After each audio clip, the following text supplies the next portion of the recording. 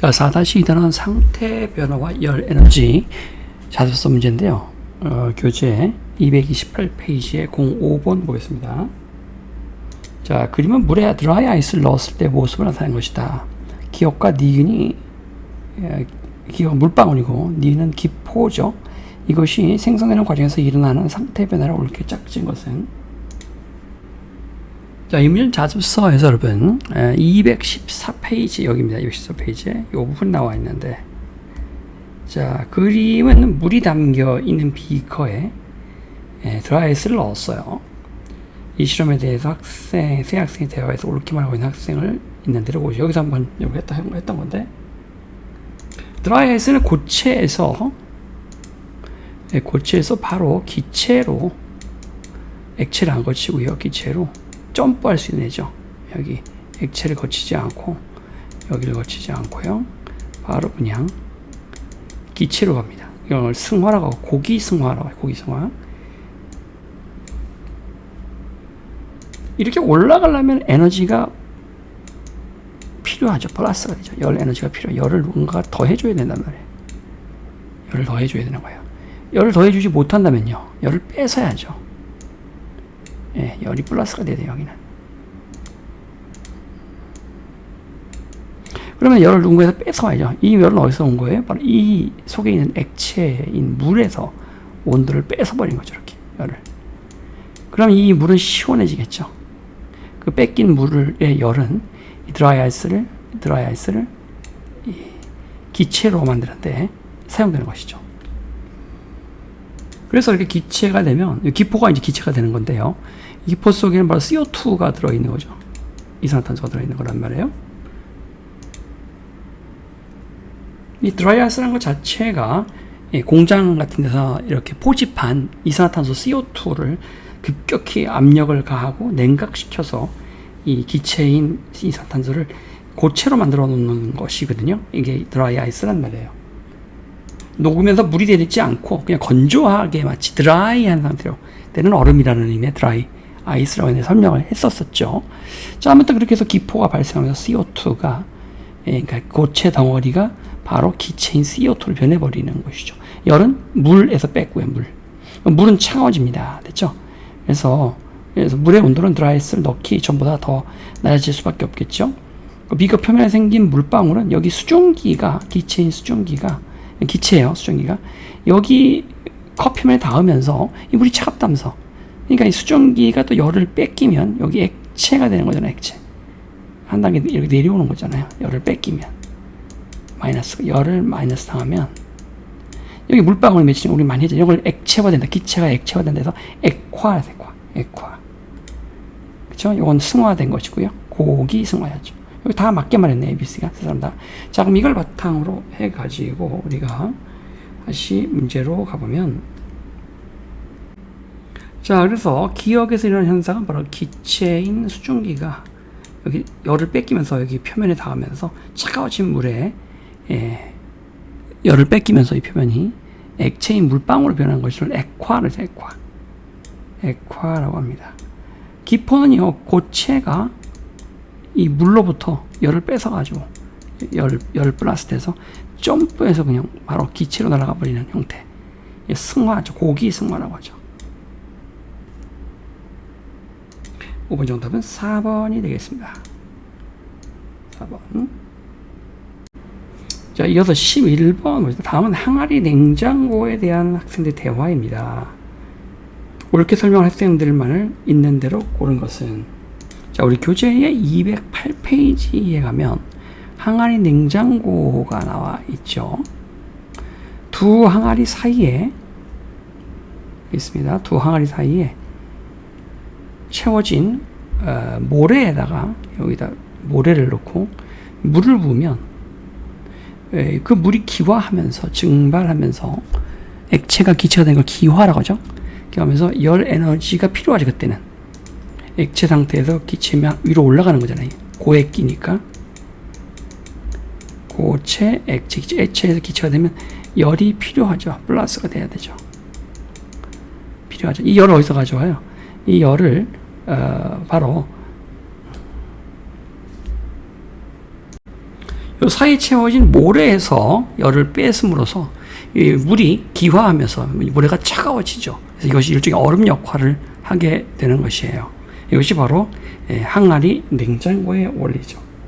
문제 보시면 옳게 설명 학생만을 있는 대로 골라보면 항아리 냉장고의 모래에 물을 부으면 항아리에 담겨있는 음식물을 시원하게 보관할 수 있는 이게 항아리 냉장고의 원리죠. 맞는 얘기고 물이 기화할 때 액체가 기체가 되는 걸 기화라고 하는 건 맞아.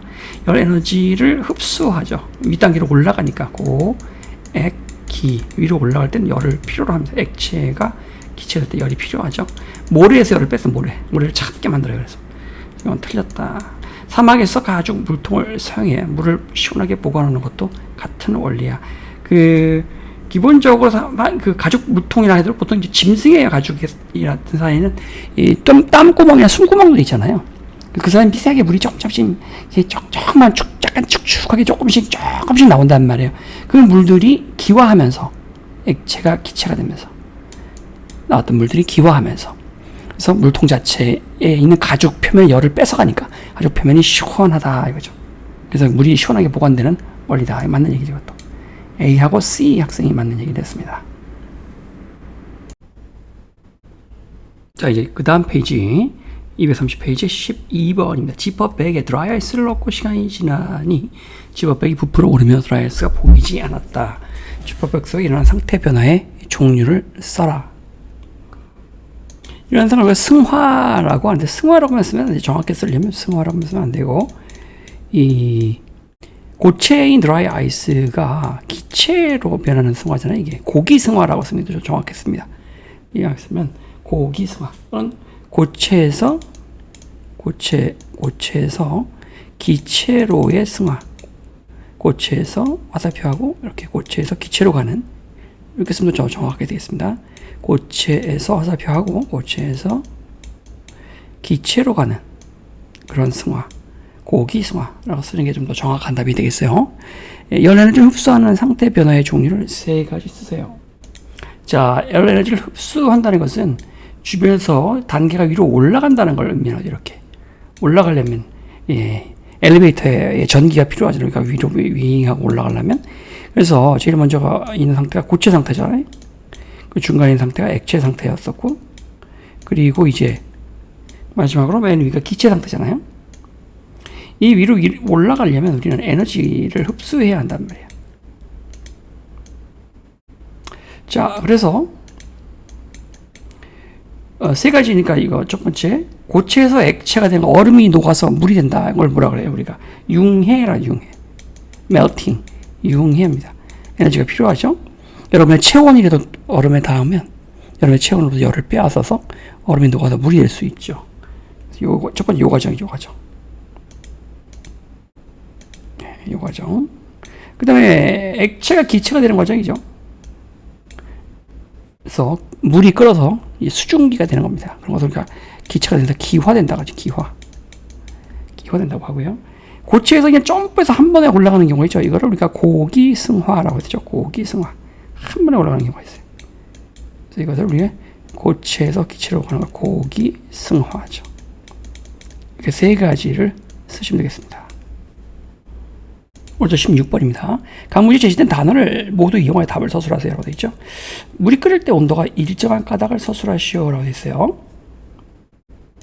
열을 가해야 물을 끓잖아요. 열이 가해져야 물을 끓는데 그 가해진 열이 물질의 상태 변화에 집중하고 있기 때문에 그래도 온도가 일정하게 유지가 되는 거예요. 우리 잡서에서는요, 202페이지인데 상태 변화가 일어나는 동안에는요, 액체에서 이제 기체로의 상태 변화, 대표적인 경우죠. 물이 끓어서 수증기가 되는 거예요.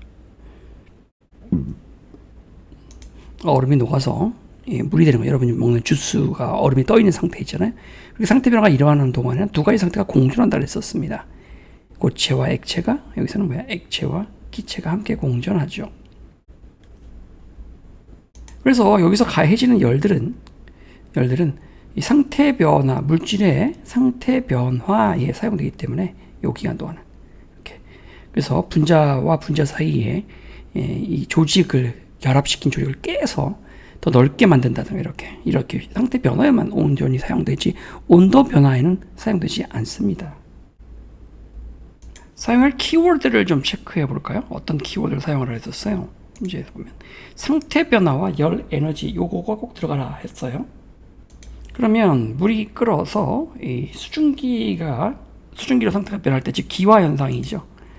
기화 현상. 물이 끓어서 수증기가 되는 겁니다. 기가 될 때, 기화 현상이 일어날 때, 기화 현상이 일어날 때, 일단 상태 변화와 에너지란 말을 꼭 집어넣으라 했죠. 아까 상태 변화란 말을 넣기로 하고, 우리가 그 다음에 또 어떤 말을 넣으라 했어요? 상태 변화란 말하고 열 에너지란 말을 넣으라 했죠. 열 에너지 말 꼭 집어넣자는 말이지. 그래서 기화 현상이 일어날 때, 이때 이제 열 에너지를 가해줘야 될 거냐. 이때 가해준 열 에너지가 온도 변화에 사용되지 않아요. 에너지가 온도 변화에는 사용되지 않고, 그 해당 물질의 상태 변화에 사용되므로,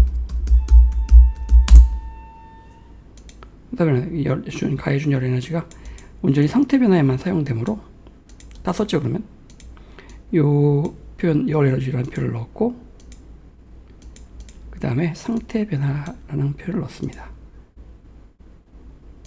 그러면 요구한 건 다시 집어넣었죠. 왜냐면 사용되므로 온도가 일정하게 유지된다. 그 구간 동안에는 온도가 일정하게 유지되는 거죠. 자, 여기는 그 다음 페이지로 갑니다. 이제 231페이지인데요. 서술형 문제에서 20번에 보시면 그림과 같이 물이 든 비커 위에 얼음이 담긴 시계 접시를 올려놓고 물을 가열을 했을 때 시접시 밑에 물방울이 맺혔습니다. 이렇게 시계 모양으로, 시계 유리가 보통 이제 손목시계가 이렇게 있으면 유리가 이렇게 볼록 올라와서 이렇게 덮어주거든요. 유리가 보통 시계가 이렇게 있으면. 그래서 그렇게 접시가 이렇게 모아져 있는 형태, 이런 거 시계 모양의 watch glass라고 하는데, 시계 접시 잠깐 설명했었죠. 자, 이 상태에서 물방울이 여기 맺혔단 말이죠. 가하나에서 일어나는 상태 변화를 쓰셔야 하는데, 이 사람은 여러분 옛날에 우리 앞에 해설 강의에서도 있었고 이론 강의에도 있었고요. 초등학교 때 같은 경우는 이제 우리가 이렇게 냄비에다가 이렇게 물을 끓일 경우에 여기 유리 뚜껑이죠. 이게 그래서 물이 이렇게 끓게 되면 물이 막 끓으면 이제 위로 수증기가 올라갈 거 아니에요. 그럼 이제 상대적으로 끓는 여기보다는 이 뚜껑 부위가 좀 더 시원할 거란 말이에요. 그러니까 올라간 기체 수증기가 뚜껑을 닫는 순간 열을 빼앗겨서 한 단계 내려오는 거죠. 열을 뺏기면 액체 물방울로 이렇게 바뀌는 현상이죠. 액화 현상이 벌어지는, 그걸 이야기 지금 하는 거예요. 끓음의 형태로 이 기화 현상 중에 하나가 끓음과 자연 증발이 있죠. 끓으면 여기서는 이제 기화 현상이 일어날 거고요. 그리고 나에서는 액화 현상이 일어납니다. 액체화되는 액화 현상이 일어납니다. 기화 현상과 액화 현상이 같이 일어나고, 이건 뭐 잘 맞췄고, 그 다음에 이 하나만 쓰면 세모입니다. 하나만 쓰면 세모예요. 기화, 액화 다 써야 되죠. 그리고 정확히 지정도 해줘야 돼요. 그래서 이 가가 이게 기화고, 그 다음에 나가 액화죠. 다 해서 일어나는 상태 변화의 종류와 이때 열 에너지 추입은 어떤지 서술하시오. 아무래도 열이 올라오니까 이 부분은 얼음이 녹으면서, 고체인 얼음이 녹아서 액체인 물로 여기는 융해가 일어나겠죠. 고체인 얼음이 녹아서 물이 되는 상태가 변화되는데, 이때 열 에너지의 추입은 어떠냐 했어요. 그러면 이게 융해가 일어나려면 여기서 열 에너지를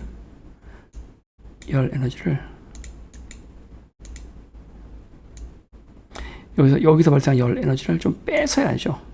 얼음을 녹이려면.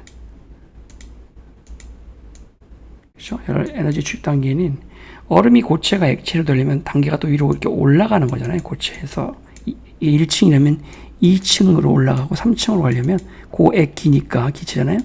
올라가려면 에너지가 필요하잖아요. 그러니까 여기 끓는 여기 이 수증기로부터 열을 뺏어 가지고 얼음을 녹이는 거죠.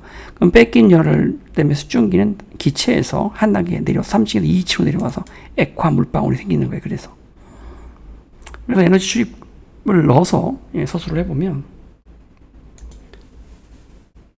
다에서 일어나는 상태 변화는 다에서 이런 상태 여기서 무슨 일이 벌어져요?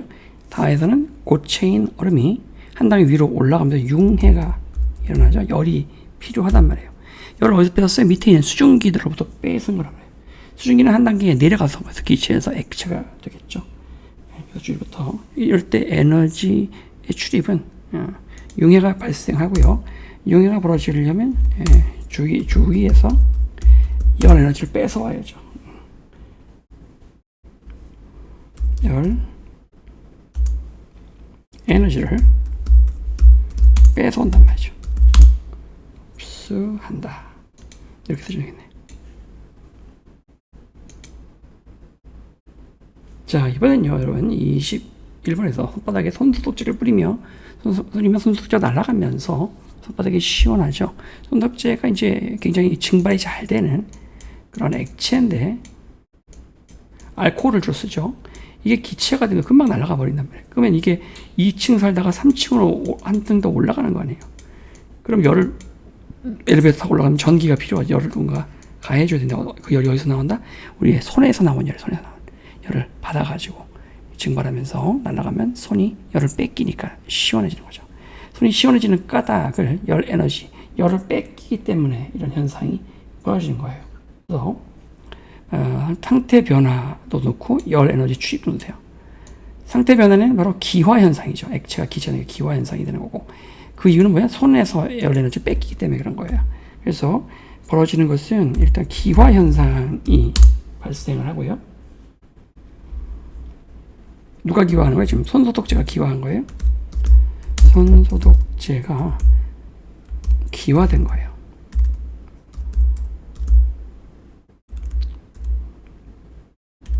네, 손소독제가 기화된 거고요.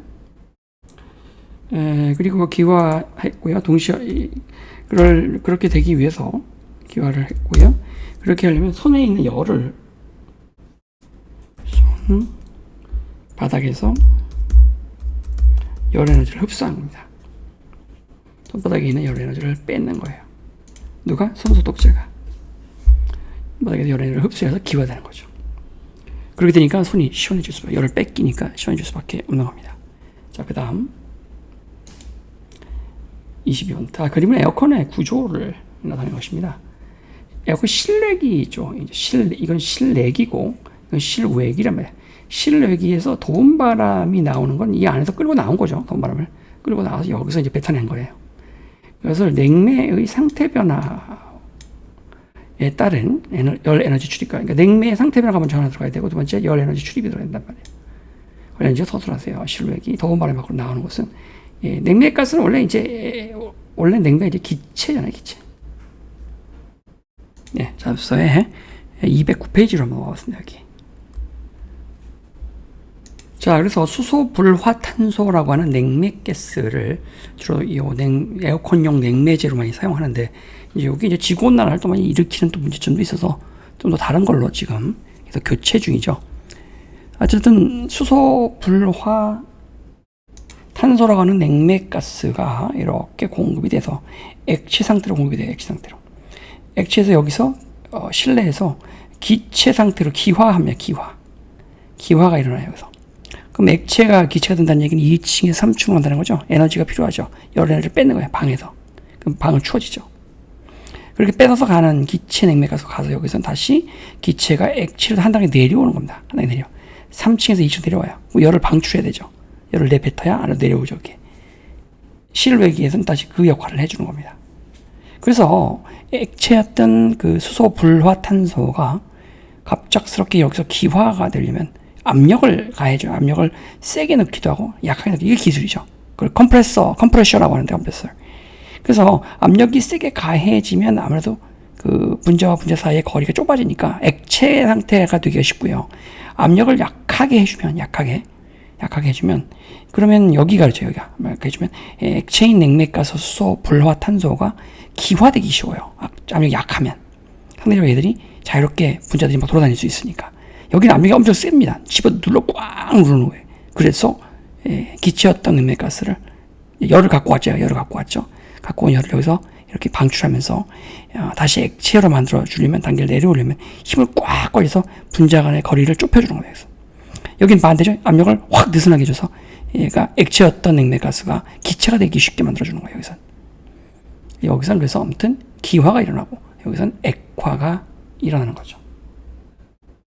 실외기에서는 어떤 일이 벌어진다고요? 바로 액화가 일어납니다.